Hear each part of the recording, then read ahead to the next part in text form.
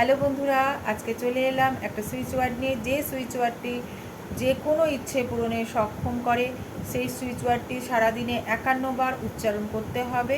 আগে ভেবে নিতে হবে যে তোমার কাজটা সাকসেস হয়ে গেছে, তোমার স্বপ্ন পূরণ হয়ে গেছে। ভেবে নিয়ে তুমি 51 বার উচ্চারণ করবে। এবং শব্দটা কি, সুইচ ওয়ার্ডটা কি, সেটা হলো ABIDE, অ্যাবাইড। এই অ্যাবাইড করে 51 বার উচ্চারণ করতে হবে।